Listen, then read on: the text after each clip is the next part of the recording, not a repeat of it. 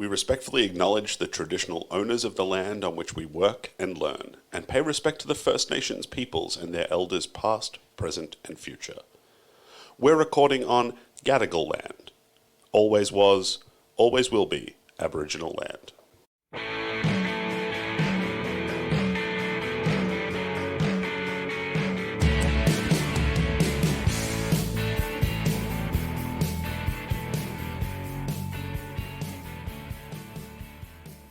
Welcome to the fifth and final episode of Rewind's trip back to 1990 to look at the birth of one of Australia's finest albums, Archie Roach's debut, Charcoal Lane. I'm Steve Bell. At the risk of sounding like a broken record, please don't start listening here. Head back to the start if you haven't already to make sure you get the full picture.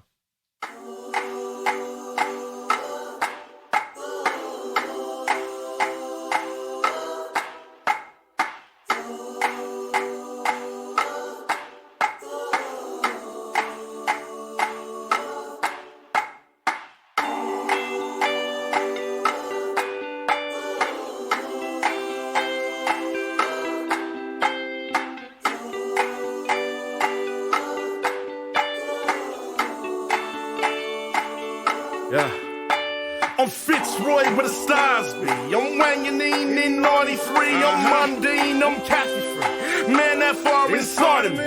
I'm Adam Goods and Adam should be applauded when he stand up. You can look to us from that time stop. I'm Paddy Mills with the last shot. I'm Goom, I'm Archie.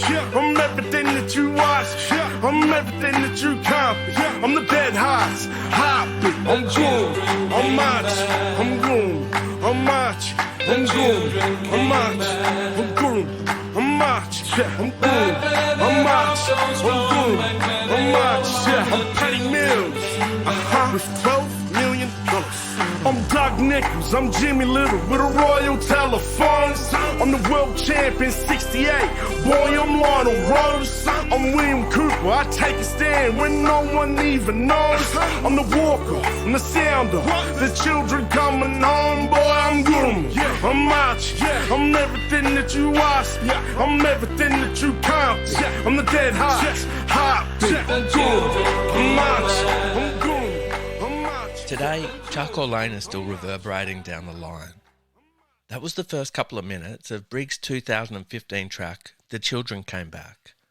His reimagining or adaptation of, or sequel to, Charcoal Lane Cornerstone Took the Children Away, that he recorded with help from much-missed Yolngu singer-songwriter Dr. G and Palawa artist Dwayne Everett Smith. It stems back to NAIDOC Week in 2014 when Briggs was asked to contribute a song to Triple J's Like a Version segment. I had the opportunity to reach millions of people, like with this track, with this moment on the radio. And for me, it was like,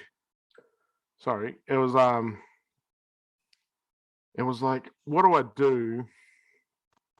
And, I wrote this song, like I flipped, took the children away. I had a couple of weeks, maybe 10 days to make it happen. And because I wanted to draw people's, like, first of all, I wanted Archie to get his flowers while he could smell them. You know what I mean? I don't think that happens enough, especially for blackfellas. And I wanted to let him know the relevance.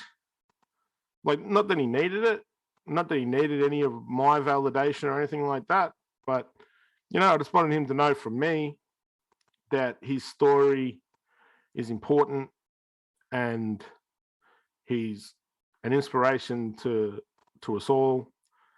And I thought, like, what a great opportunity to use his text and bring it to this audience now and give them a history lesson.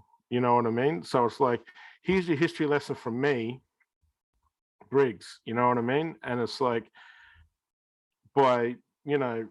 just by the nature of that, they're going to know that I flipped the Archie Roach song, and they're going to, more often than not, they're going to go back and listen to Archie's song too, just to see what I did, you know what I mean? To see how we flipped it. And so they're going to hear Archie's story as well. And it's about bringing our history and our truth as blackfellas, you know, back into the world and giving it another breath of life, you know, and giving it another push, another reminder.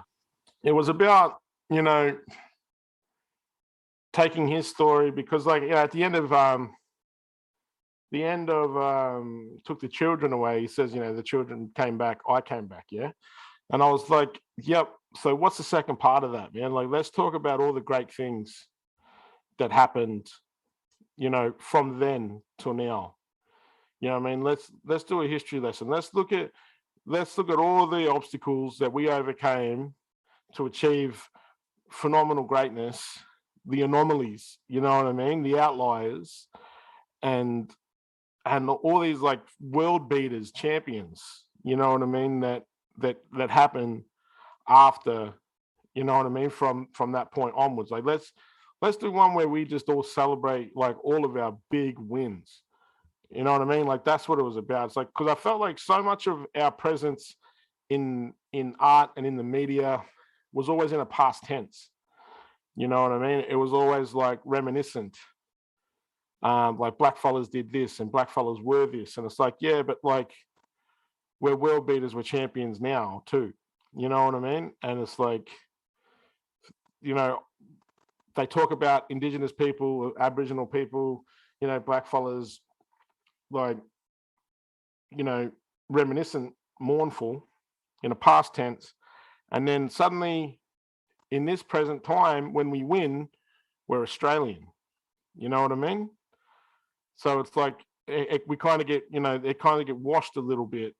You know what I mean? Like, we talk about this idea that, you know, the Kid Leroy or whatever is a world beater with one of the biggest songs in the world at the moment, and it's great for an Australian. You know what I mean? It's like, yeah, it is. It's great, but like, he's a blackfella, you know. Don't forget. And like, so yeah, I just wanted to put all of our wins on the table. You know what I mean? Like, that's all. I just wanted to point at the scoreboard and be like, yeah, we won. We're, you know, best on ground, Brownlow, everything. You know what I mean? Dally M's, give us it all. You know what I mean? That's us, immortals. You can feel echoes of Archie and Chuck Orlane in the ferocious rhetoric of Briggs' own best work as well.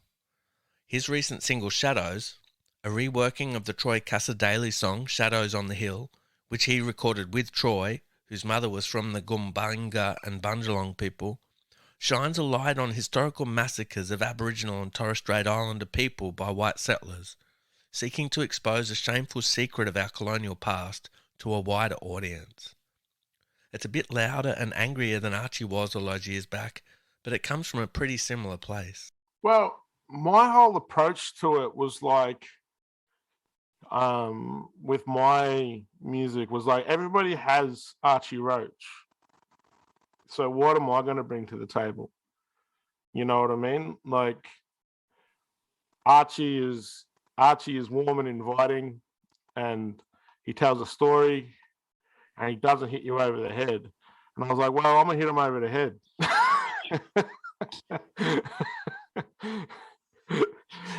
You know what I mean? Like, I'm just gonna hit him over the head. I'm gonna talk how I talk, you know, with my cousins, and like, but he like, you know, we stand on shoulders of him and Warumpi Band, you know what I mean, and TCD and these guys who, and like, then I come through and do my thing with, like, you know, me and AB Original, and then suddenly other rappers and other artists, you know, don't look that extreme. And it's also about like broadening the spectrum of what an Indigenous artist can be. It's like, we don't have to have one note. It doesn't have to be, we will survive and we will, you know, we will strive and we will, you know, it's like, no, we're here. We've done that part. Like, we're here, we're present. Like, what do you want to say right in this moment now? You know what I mean? Like, I didn't want to apologize for being who I am. I didn't, you know, I was very much more interested in saying, fuck you, I'm here. You know what I mean? Like, deal with it. And also like, and but at the same time saying, you know, it's like we love Archie, we love TCD, and you know what I mean, like we love Christine Arnoux, we love the Titters and Stiff Gins, and we love everyone who's doing it. You know what I mean? Like it's just like we're doing it our way. You know what I mean? It's like unapologetic and fun and angry because it's okay to be angry. You know what I mean? It's like not everything has to be a discussion. Not everything, you know, sometimes it's like it's artistry, man. It's painting a picture. It's like every now and then you just got to, you know, do what feels good. And like, you know, and then if, you know, if I have a different opinion another day, I'll paint that picture too. You know what I mean? Like I'm just going to do what I want. And Archie and, you know, these artists that come before us and like the artists that follow us from us now, you know what I mean? It's like because we stepped out and stretched, you know, the ideas of what Indigenous artists are allowed to be or allowed to say, it's like they can be anything. You know what I mean? It's like, and that's the way it should be. And the artists that follow them should be, you know, should stretch that as well. Like one of the biggest artists in the world right now is a black fella from Sydney, the Kid Leroy. You know what I mean? Like one of the biggest artists in the world is a black fella. You know what I mean? It's like, so we can be whatever we want. You know what I mean? We can be whoever we feel. And from Archie Roach to, you know, Briggs and Aboriginal and Trials to the Kid Leroy, it's like, bro, take your pick. You can fit in anywhere. You can be whoever you want to be. Emma Donovan has also played a similar role in keeping Chuck Olane's music alive and introducing it to new audiences. Back in 2015, she and her band The Putbacks released a single raising funds for the SOS Black Australia charity, with a Warumpi band cover on one side and a gorgeous soul rendition of Down City Streets, with help from Archie himself, on the other.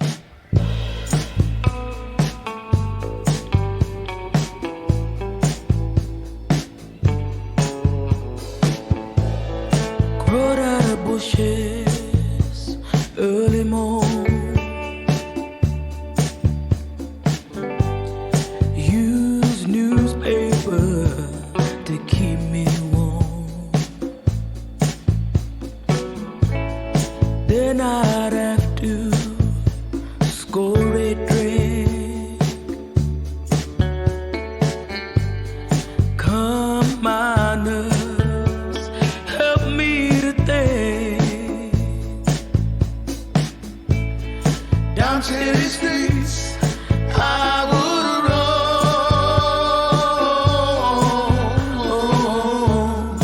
I had no bed, I had no home, and there was nothing that I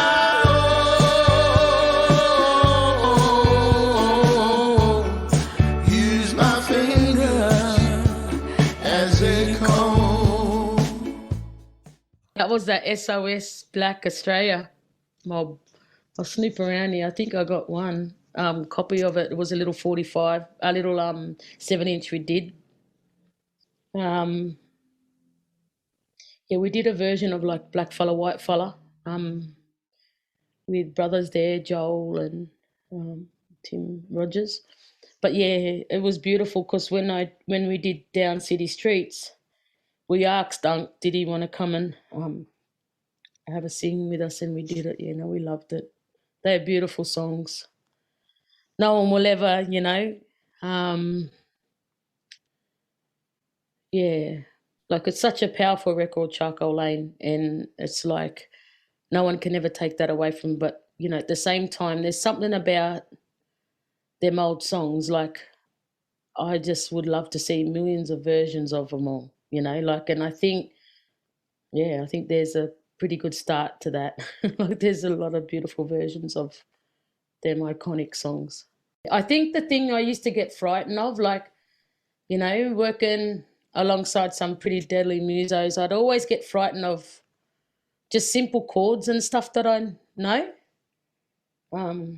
Like I play around with the uke only because I got a bad arm, but I always tell people I know my initials, you know, like I know enough chords. When you listen to an Archie Roach song, I got so excited that when I started playing and picking up the ukulele, that I could play along with them, you know, because I always felt like, oh, I don't know enough flash chords or this and that. But you're right, like simple chords, you know, simple lyrics. It's so beautiful. As Emma said before, it's so exciting that these songs are being passed on and revisited. Now let's quickly jump back to the 90s one last time to the eventual release of Charcoal Lane in the States. In 1992, more than 2 years after its local release, the album was released over there on High Tone Records, so Archie headed over the pond to promote Charcoal Lane in the USA. The only slight issue was that he'd already released his second album, Jammu Dreaming, here in Australia, so he was in a totally different headspace. It was because, you know, that's just something that we've done, you know, and now we're doing the second album, you know, Done with Dreaming. And I just thought, well, I've got to get my head around back in the Charcoal Lane.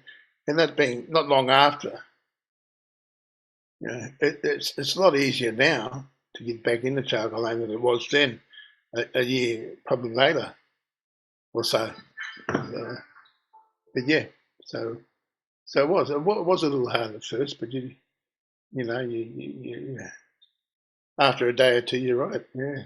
Which was fortunate because Charcoal Lane got an amazing reception in the States. US Rolling Stone offered, in the best singer-songwriter tradition, Charcoal Lane is deeply moving in both personal and political terms, and that magazine named the album in their end-of-year list of the top 50 albums of 92. Around the same time in 92, The Guardian gushed, Archie Roach may have recorded the most compelling debut record of the year. Charcoal Lane is astonishing. People overseas loved it, and all manner of people were coming to the US shows. It was amazing some of the places we played. There was one place we played, I forget what the name was, but there was a big line-up right around, right out the doors, around the corner, people were coming to watch us play. I'm going, what? I said, this is America, you know, people know I'm over here. But to get that and to have the audiences there was pretty amazing, and to get people to come up and they give us flowers and stuff like that, or some sort of present, and saying that, said, oh, we're friends of Alice Walker, and I didn't know who Alice Walker was at the time. And she hopefully she can catch up with you one time. So it wasn't that first time in America we caught up with Alice, but later on we went to America years later. We caught up with Alice Walker, who was famous for writing the book The Colour Purple. Yeah, and but yeah, no, it was a bit surreal at first, but it was to get the people that we had there along, you know, and the audiences that we did have was amazing, really. I was reading that you were nearly finished the tour and you were quite homesick, and then you were asked to do another Joan Armour trading tour. Like, that must have been sort of good and bad at the same time.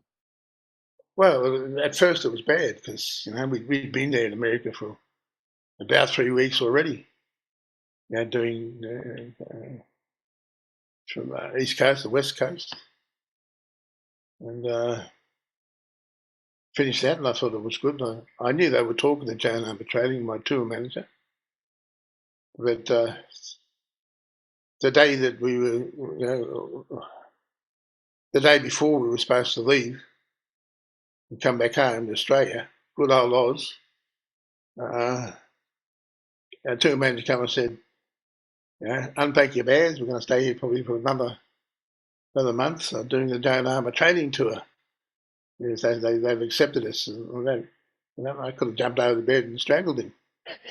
So I was ready to go home, but there you go. We had to calm down and then just do it. And I'm glad we did that because we got to meet Joan. He was amazing, lovely person, Joan Armatrading. In the intervening years since the release of Charcoal Lane, both Archie and Mushroom have also been working hard to properly curate the album's legacy. In 2015, for the album's 25th anniversary, a remastered 2-CD reissue was released, with the second disc including 6 beautiful covers of Charcoal Lane songs by contemporary artists, including the 2 we've already heard from Briggs and Emma, as well as the full Live at the Wireless session from 1990. Here's a taste of Paul revisiting the song Charcoal Lane, this time alongside Courtney Barnett.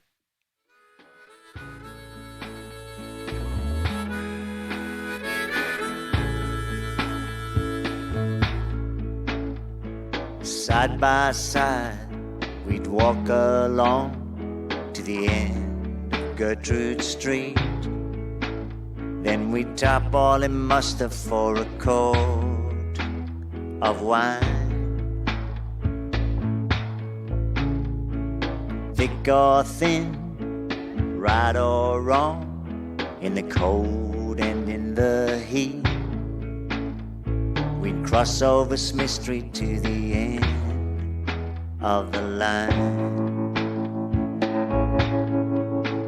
Then we'd laugh and sing, do anything to take away the pain. Trying to keep it down as it first went round in Charcoal Lane.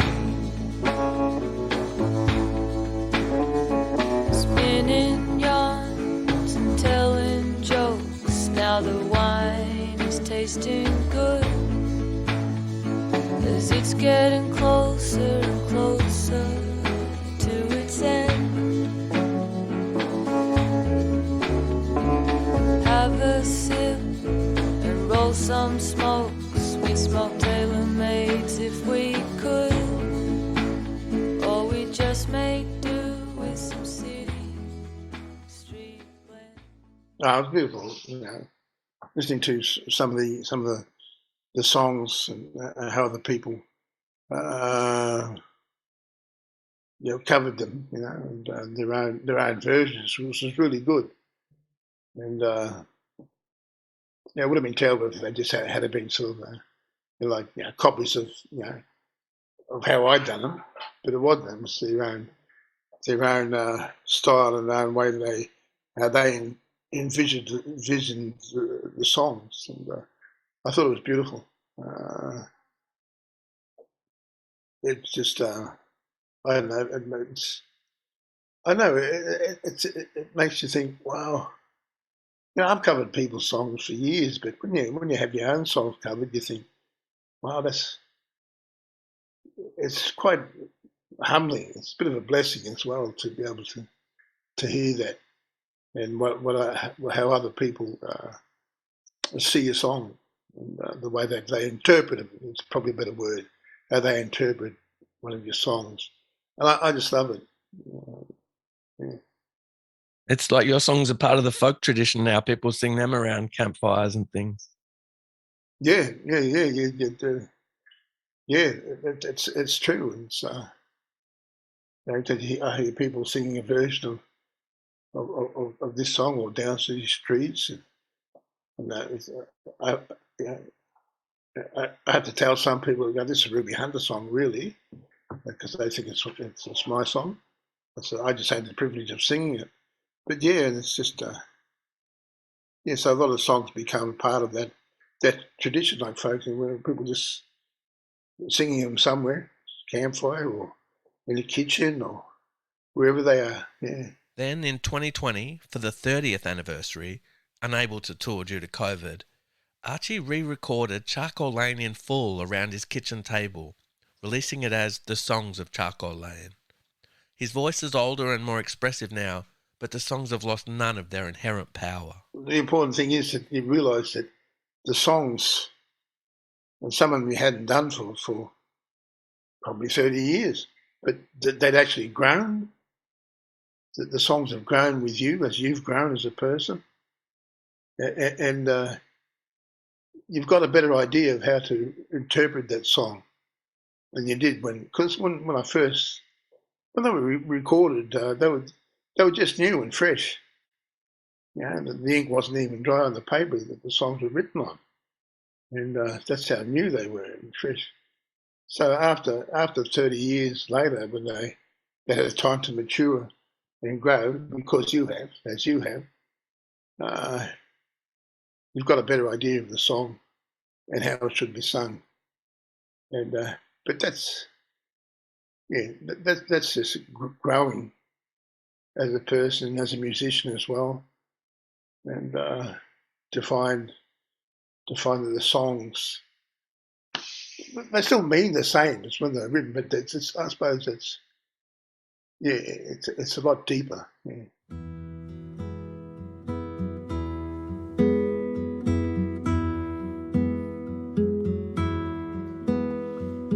Albert amateur painter, not so much the things he saw, but what he felt inside. How he loved the McDonald range, and the only thing he ever wanted, the reason that he painted for, was that everybody share a dream. His land would never change. Oh, but change it did, and through the years they introduced some foreign plants. Familiar things are strange, and strangers prey upon the Lord. And motherland, the shed her tears for lives that never stood a chance. And Albert Namatjira cried as we all cried, the native born.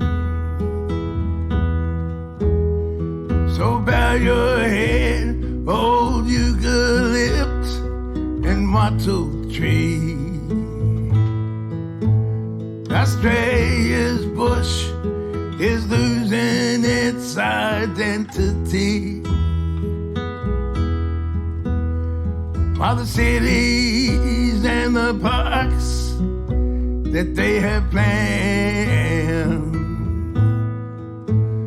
look at a place because the spirit's in the land. Oh, look at a place because the spirit's in the land. Charcoal Lane co-producer Paul Kelly has worked on and off with Archie in the studio over the intervening years, but they're always crossing paths on the road, and he recalls that the last couple of times in particular have been really special. I just have so much admiration for him, and we don't get to work together that often, but every time we do, it's an honour.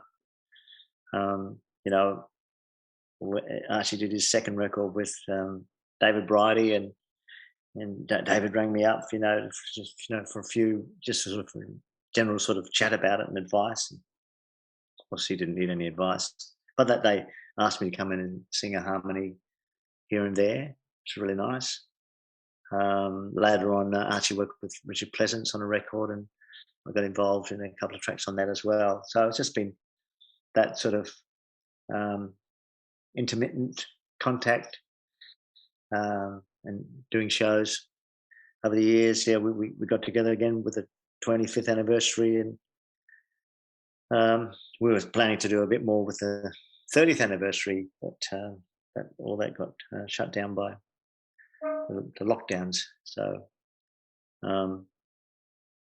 but what I guess a highlight for me last year was being involved in Archie's induction into the Hall of Fame down at Warrnambool. Can you tell me about that? What was that occasion like? Archie wasn't very well. He was in hospital, and originally they planned to do the induction in Melbourne, but it became apparent that he couldn't come up to Melbourne, so we took the mountain to Muhammad. Because it was planned to do the song with a few guest singers, so we all went down to Warrnambool.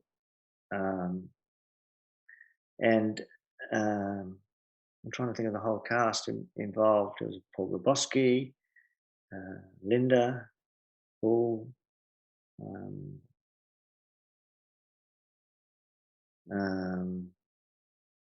some of Archie's relatives, and we got together the doctors were quite concerned that it wouldn't.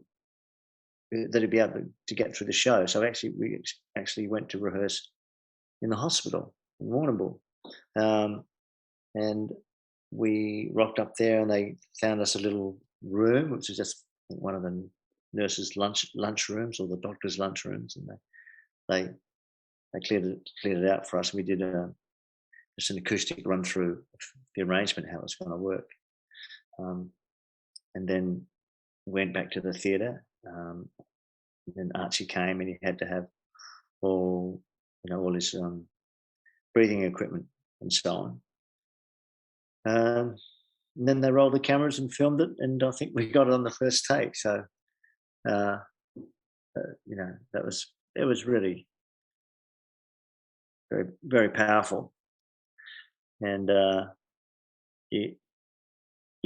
there was his doctors and the medical staff there, and they were all backstage, and you could tell how much they loved Archie and cared for him. And while I was talking to one of the doctors, he said, "Can you come down and do this? Can you come down and do this every day? This is really, this has really lifted his spirits, and his well-being is really picked up from just singing." So, and then I'm having a chat to the doctor about, singing, how good it is for you. And, they were worried on the one hand that doing this thing would sort of maybe set him back, but in fact, it actually, really, really helped him get stronger and feel good. And I know this is a thing that Archie's talked about quite a lot. That he keeps doing concerts, keeps singing, keeps making records, because for him this gives him strength. I think one of the most extraordinary concerts I've ever seen was Archie at the Myer Music Bowl earlier this year. Was it earlier this year? In one of those brief periods when we could go to shows. It was early this year, because it was just a week before Michael Gudinski died. But Archie came on stage, and again he had to have all the help with the breathing, the tanks, and then he did a lot of talking during the show. It was part concert, part song, part philosophy. Hard to describe, really. I've never seen a concert quite like it. But the way he came out at the start and said, just spoke to the audience and said, I'm here.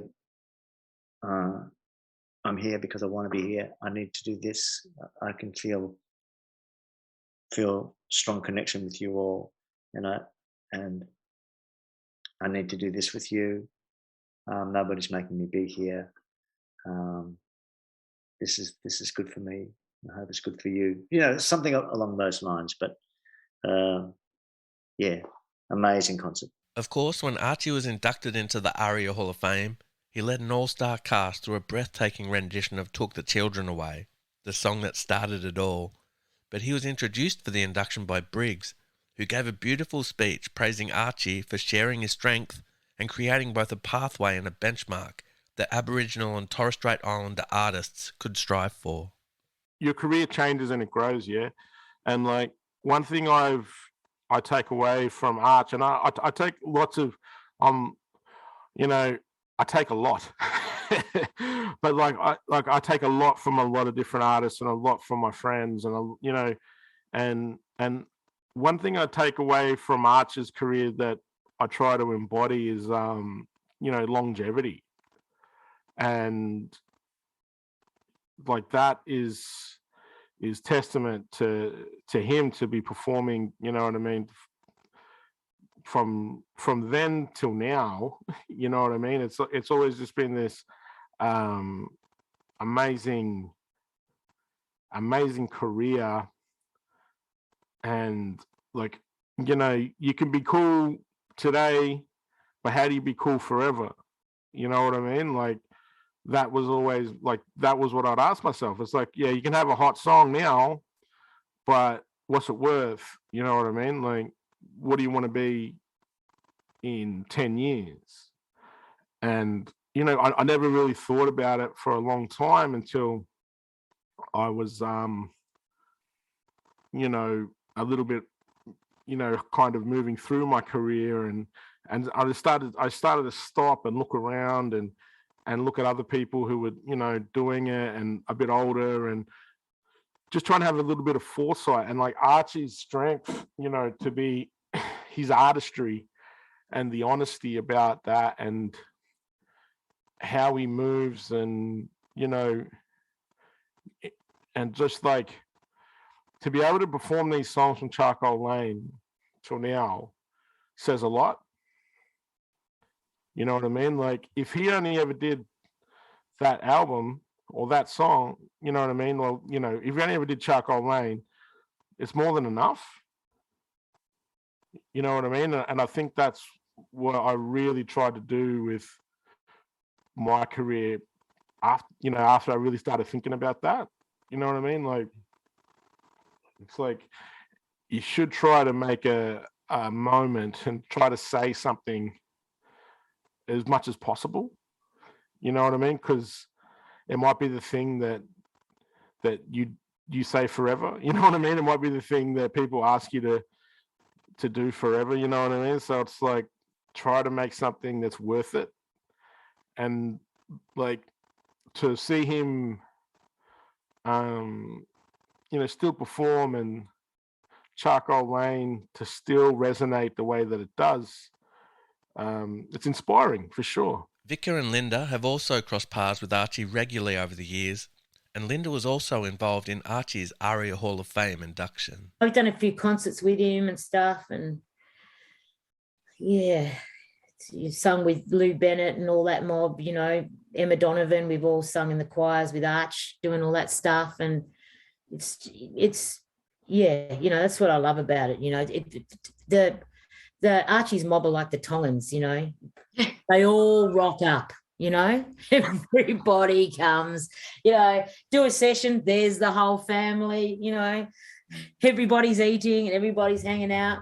It's really great. There's a million kids, and you know, got the ride. Last time we did the Hall of Fame thing with Archie down in Warrnambool, it was a classic because everyone was backstage and there's this like massive sandwich rider, and at the end I could just see all the mob walking out with their little packages going, "You want some, sis?" I'm like, "No, I'm good." You know, there were ones off this way with a chicken one. Go, "You take the ham ones, I'll take the." It was so funny. Oh God, I laughed my head off.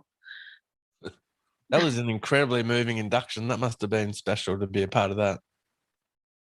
Yeah, well, poor old Vic was having a knee operation, so she missed it. But it was a very, I mean, you know, anytime you're around Archie, that happens. But I'm so happy to see, you know, represent Vicar and I, and see that he get that award, see to be there when he got it. You know, it's so well deserved, and he was just so wonderful about it, and having his family there and the kids dancing and his grandchildren and all of them moving around him on stage was quite a sight to see, because he just loved it. It really was amazing because he was not well, but when he sang, we couldn't believe it. He was just incredible. Like, just something else happened, and there was this massive wind that went through. It was like this full-on feeling. I'm like, oh, we're not alone. We are not alone. And so he was singing, and it was quite, I mean, that was another one that was just like, whoa, I was blown away. Like, it was something else from above. Yeah. And these ripples of Charcoal Lane manifest sometimes in the strangest of ways.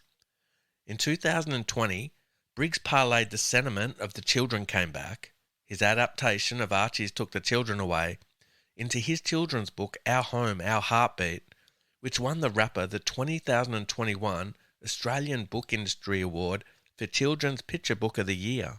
I know, right? Like, who would have thought? Adam Briggs, best-selling author, barely finished school. You know what I mean? Terrible student. Like, you know, and like, again, it's just like, all I'm trying to do is like, just do what's in front of me. You know what I mean? And like, try to pull some things out of this washing machine we're in, you know? And in a nice piece of synchronicity, Archie also won a 2021 Australian Book Industry Award, with his Tell Me Why taking home Audio Book of the Year. Well, that's just testament to Archie and his legacy, man. Like, no Archie Roach, no Our Home, Our Heartbeat. You know what I mean? That's it. Full stop. All good. I might have wrote another book. Who knows what I would have done? But I'm just saying, that book specifically, you know, no Arch, no Children Came Back, no Our Home, Our Heartbeat. You know what I mean? So give the man his flowers. Now it's time for some final thoughts. Vicar and Linda have nothing but great memories of their involvement with Charcoal Lane. Yeah. We're so proud. We're so happy that we were asked to do that we could, you know, something that our kids aren't embarrassed about. Yeah. Why do you laugh? You know, it's like, yeah, They're like, yeah, my mum sang on that record. Pretty cool, eh? That's good. Yeah, I think that's true. I think what Vic's saying is true. It's a real kind of like, they're quite proud of the fact that we're involved with that as we are. That's something to hand down. My kids were dancing around to it in the kitchen when they were cooking the other night. You know, they hear things in it that I never heard. Different. They're picking up on different things, and that's cool. All those years later, and also they know Archie. They're kind of overwhelmed by his talent, but he's just so lovely that they kind of go, oh wow, he's incredible, but he's also so down to earth. You know, it's good for them to see that. Don't have to be a big head to be really accomplished. It was just a really great positive experience. It was, you know, and also we learned a lot. Learned a hell of a lot. You know? It's a pretty good sign when you're listening to something all those years later, isn't it? And it still holds up.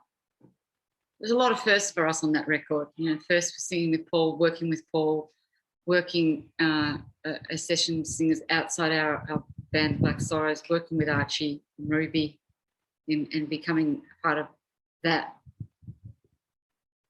All in one day was pretty wacko. But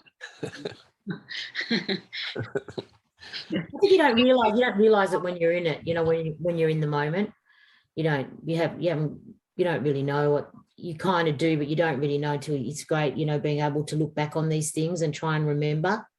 Yeah, you know, it's really good.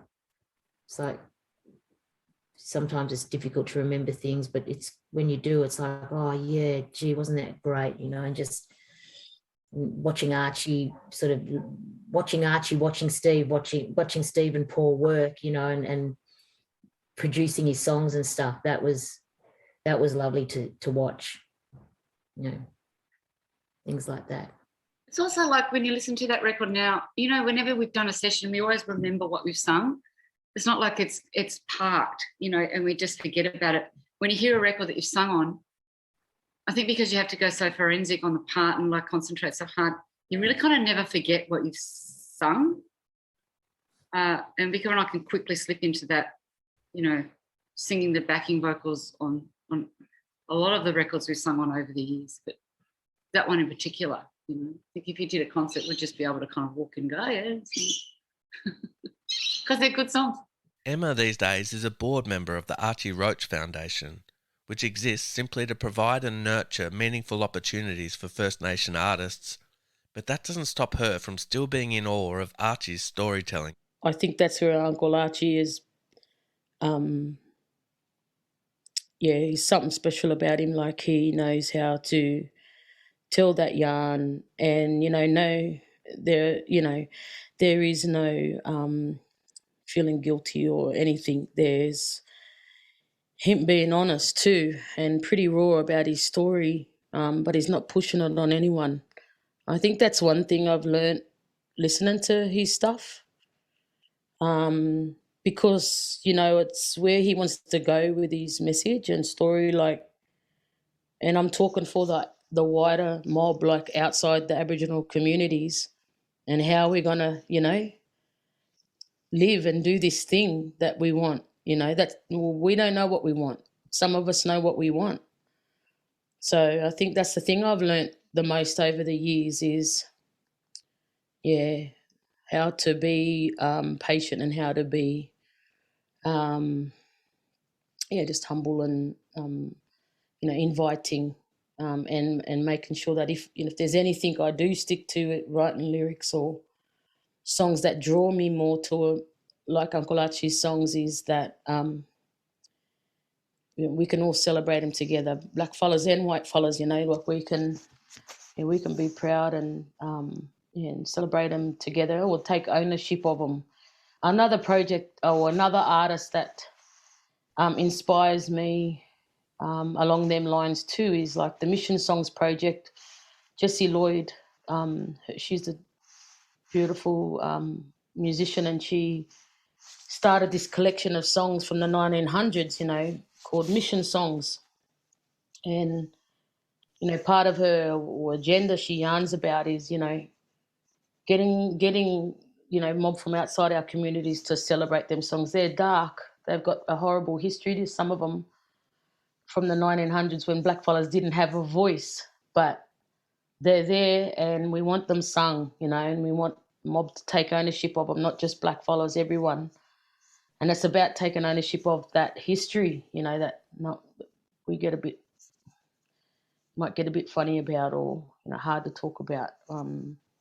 But just that little extended yarn there about some of the way Uncle Art, like you said, the way he does share. He's got a beautiful presence, and he's very. I love his approach. Always the biggest love and respect to Uncle Arch and the family. I just think for a man like Uncle Arch, even today, even some of his health problems that he's had, and with everything through COVID, he's still chugged on, and he's been doing all this amazing work online with young people and opening up conversations and yarn, and still finding a way to put messages and things out there with every condition, his health and everything with, lockdown. I love him. I guess I get a little bit too emotional when I talk or think of him. And I shouldn't, because this is very, very, very blessed and good time to be able to witness all these beautiful albums. I think along with a lot of people, very, very amazing to. It's just a beautiful album. Gerard still is blown away today by Charcoal Lane as he was when he first heard it 30 plus years ago. It's a record that, I think, you can listen to this thing on Spotify anytime you like these days, but, it's a record that I think people should listen to on a regular basis, because I think it really is it really puts you back in your place, and it makes you think about other things apart from yourself, which is what most people tend to think of, including me. And you listen to that record and to those beautiful lyrics, and straight away you're really, it's a great dose of reality, and it's a beautiful, and it just sounds so good. It's a record you can just put on and you just listen to this record, and it's a beautiful production. Paul and Steve did such a wonderful job on that thing, and the playing, the people that perform on it, Vicar and Linda, Neil Finn, Tim Finn's on that as well, and it's just an amazing record. It's a treasure. Eleanor also remains completely thrilled at having been involved in the project. Genuinely, Archie's one of the most incredible artists that I've worked with. Like it's exciting to work with a lot of them, but I remember, having to give a speech at one of his things and saying, like, there's actually not that many where I'd say I genuinely feel honoured to have worked on it, but Archie was one. And on top of that, just a lovely, lovely man. For Paul, it's the inspiration Charcoal Lane has provided to other Aboriginal and Torres Strait Islander artists, which remains a core legacy. Yeah, I think Archie has opened up a lot of doors. It was just the timing of when it came out, the strength of his storytelling, the rawness of his emotion, but that strong soul voice. I call Archie, to me, he's a soul singer. So I totally understand why that record is an inspiration to many people. Musically, yes, but also in its storytelling that it gives other Indigenous songwriters and bands, it sort of plants a flag in the ground and says, yes, we can do this. Let's pick up from Uncle Arch. I mean, I think Kev Carmody's done a similar thing. They've been an inspiration to lots of young bands and singers. Briggs just reckons Charcoal Lane is a straight-up classic. I don't know what else I could say that isn't already said better by his mates at the time, or that he reflects on himself, or that I haven't already said. It's just, I just don't feel like we could, give that album and Archie enough props and enough, it belongs in the pantheon of great records. You know what I mean? It belongs up on that mantle, up on that shelf of, Australia's best. And Archie? He's typically humble, but entirely aware of the important role Charcoal Lane has played in his amazing journey.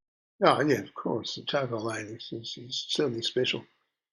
And, if I hadn't gotten to do that, if I just had said no, and Ruby hadn't, what the argument would be about it, and I'd never done it. I don't know where I'd be today or what I'd be doing, but yeah, it's important. It was certainly became a catalyst for what I do now today. And there's no more worthy reason than that to celebrate this amazing album. I'm going to leave you with the song that has loomed large over this rewind, the song that introduced Archie to the world and remains one of his most powerful statements, to me one of the most important and best songs ever to come out of this country, the original Paul and Steve produced Charcoal Lane version of Took the Children Away. This story's right, this story's true. I would not tell lies to you, like the promises they did not keep, and how they fenced us in like sheep. Said to us, come take our hand, set us up on mission land, told us to read, to write and pray. Then they took the children away, took the children away, the children away. Snatched from their mother's breast, said this is for the best, took them away. The welfare and the police name said you've got to understand, we'll give to them what you can't give. Teach them how to really live. Teach them how to live, they said. Humiliated them instead. Taught them that and taught them this, and others taught them prejudice. You took the children away, the children away, breaking our mother's heart, carrying us all about, took them away. One dark day on Framingham came and didn't give a damn. My mother cried, go get their dad. He came running and fighting me. Mother's tears were falling down.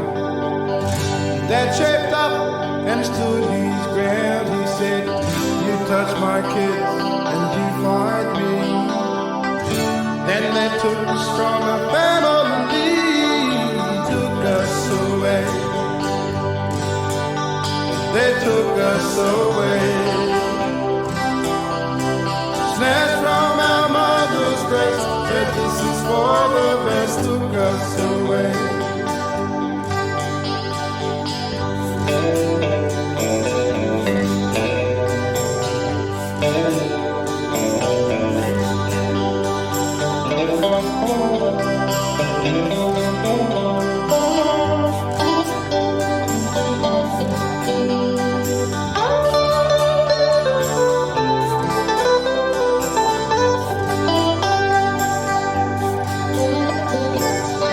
Told us what to do and say, taught us all the white man's way. Then they split us up again and gave us gifts to ease the pain. Sent us off to foster homes. As we grew up, we felt alone, 'cause we were acting white, yet feeling black. One sweet day, all the children came back. The children came back. The children came back. Back where their hearts grow strong, back where they all belong. The children came back. Said the children came back.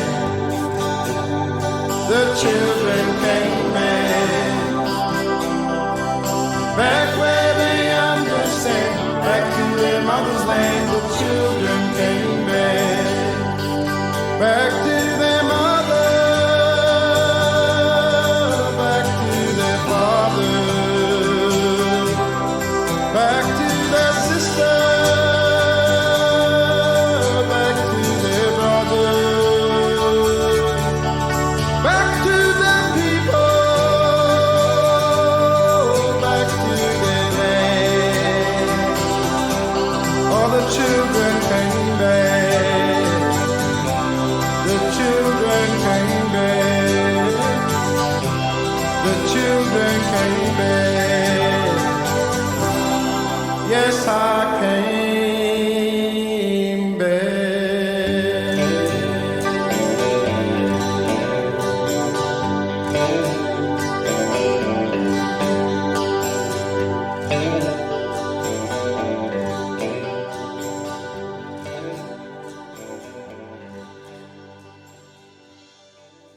Amazing. Thanks so much for checking out this season of Rewind. I hope you enjoyed listening to it as much as we did putting it together. I'd like to give a massive thanks to Archie and his manager Jill for being so welcoming to the podcast, and Archie, of course, for the beautiful music which inspired it. I'd like to thank all of the other guests for their time, memories and insight. Paul, Briggs, Emma, Vicar and Linda, Eleanor and Gerard. It's super appreciated. And thanks to the Euphony team, my producers Craig and Masty, and my tireless engineer Zig for helping bring it all together. I'd like to dedicate the Charcoal Lane Rewind to the memories of Ruby, Stephen and Michael. And just a couple more things.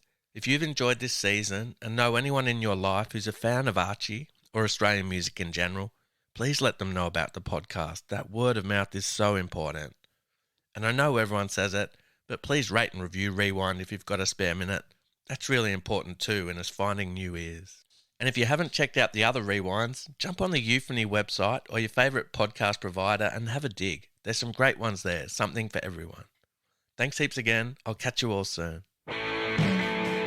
Rewind with Steve Bell is a Euphony podcast, produced by Craig Trewick and Andrew Mast, recorded and engineered by Zig Parker, theme music by Della Bar. For more Euphony podcasts, visit our website, Spotify, Apple, Acast, or wherever you get your podcasts.